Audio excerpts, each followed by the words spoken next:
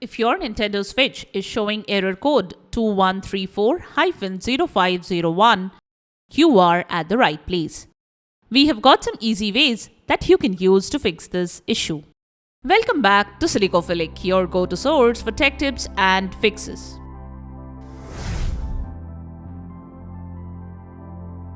Method 1. Reboot the Nintendo Switch. The MMC chip is responsible for managing the connection between the Switch's main processor and the microSD card. A malfunctioning MMC chip can cause this error. A simple restart can sometimes resolve temporary glitches that might be causing the error. Press and hold the power button for at least 3 seconds.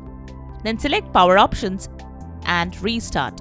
If the console does not respond, then hold down the power button for around 12 seconds to force shut down the switch.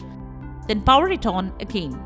If the error message appears again, initialize the console.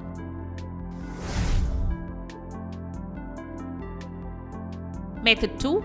Initialize the console. First, check the error message and see the system version displayed on the screen. Make sure you have the latest system updates. You can update the system in maintenance mode. To do that, ensure the console is powered off. If the console does not respond, hold down the power button for 12 seconds to force it to shut down. With the console powered off, hold down the volume up and volume down buttons. Then press the power button to turn the system on. Be sure to keep the volume buttons pressed down until the maintenance mode menu is displayed. Once in maintenance mode, select Update System and follow the prompts to complete this process. Method 3. Book a repair.